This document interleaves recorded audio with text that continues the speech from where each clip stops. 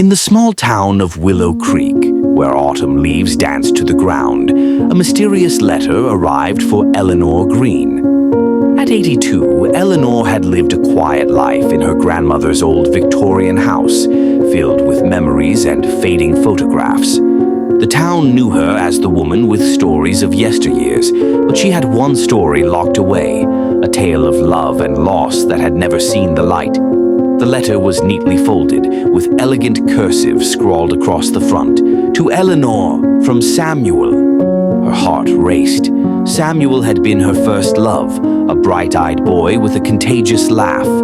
They had promised to marry, but life had other plans. World War II took him away, and a letter from the front lines delivered the news of his death, or so she had believed. Eleanor sat at her old oak table, the letter trembling in her hands. With each crease, a memory flooded back. Their secret meetings beneath the willow tree, whispered dreams of a future that never came. She took a deep breath and unfolded the letter, revealing a delicate script that felt like a ghost from the past.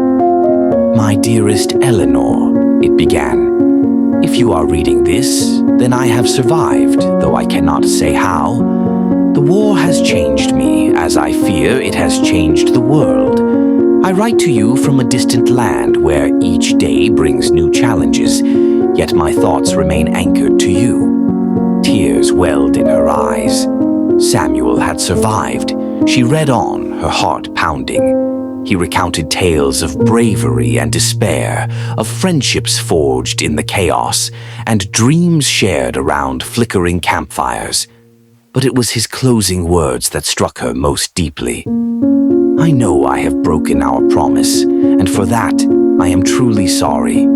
I have fought to return to you, yet fate has twisted my path. If you still hold a place for me in your heart, I will find my way back. Until then, know that I love you fiercely." Eleanor sat back, overwhelmed. She had mourned him for decades, clung to his memory like a lifeline. The letter changed everything. If Samuel were alive, what had he endured? And why had he never returned?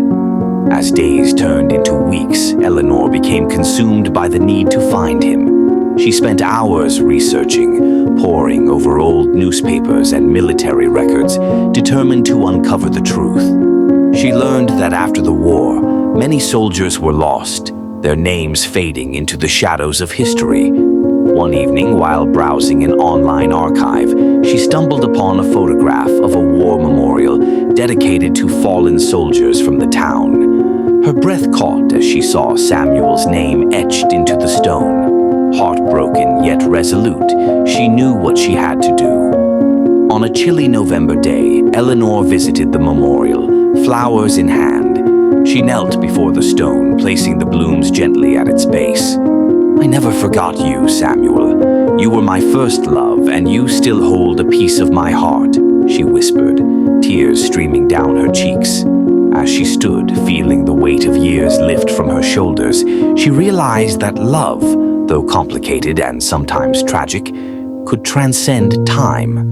Eleanor returned home, the letter tucked safely in her pocket, a bittersweet reminder that while some stories end, others can linger on, echoing through the hearts of those who loved.